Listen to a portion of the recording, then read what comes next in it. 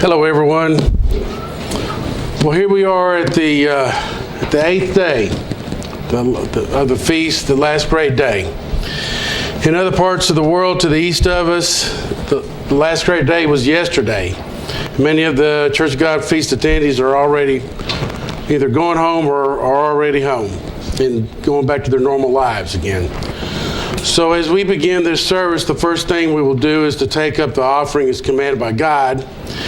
If anyone needs an envelope, please raise your hand and the usher will hand you the offertory envelope.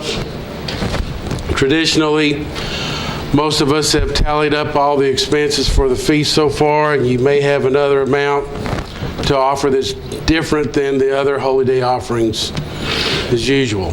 Let's go to Leviticus 23:36. Where the Bible teaches that the children of Israel were to have offerings for every day of the feast. Leviticus 23:36. For 7 days you shall offer an offering made by fire to the Eternal.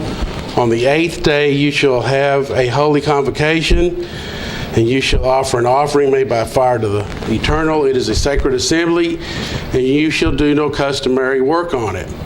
So since we're not an agricultural society and we don't have temples and priests to perform the offerings stated in Leviticus 23:36, we take up a monetary offering based on our incomes on the high days of the 7 holy days of the year. So here we are at the 8th day, and days of unleavened, the first day of unleavened bread, the second day, the last day of unleavened bread, Pentecost, Feast of Trumpets, Day of Atonement, Feast of Tabernacles, and here we are at the last great day. So, some may ask, where does some of this offertory money go? The simple answer is to spread the gospel to all nations to fulfill Matthew 24:14 and Matthew 28:19. And part of the offering covers the cost of this meeting room, for example, this room that we're in, and other places where there are these feast gatherings. There's a lot of work that goes into translating magazines and the booklets into other languages, I guess up to close to 100 now, and printing and shipping around costs a lot of money. Let's go to Galatians 6, verse 9.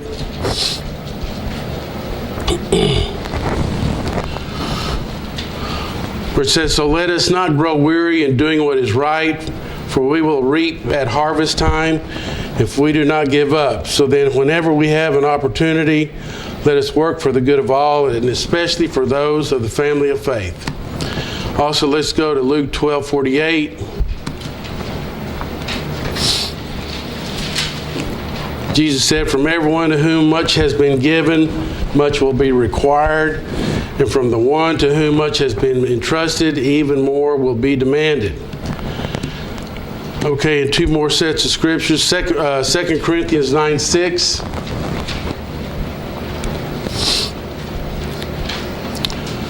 "But this I say, he who sows sparingly will also reap sparingly, and he who sows bountifully will also reap bountifully.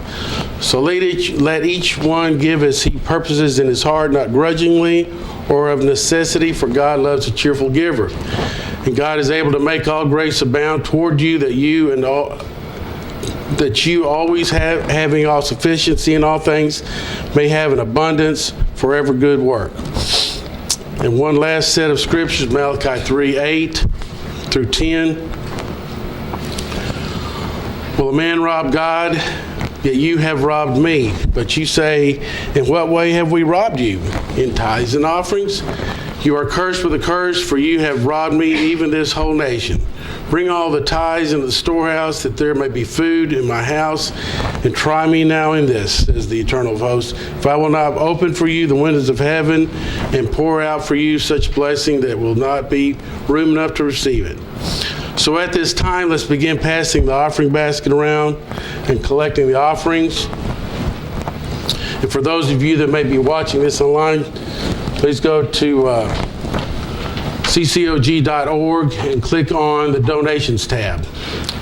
This is Lewis Rubin with Continuing Church of God.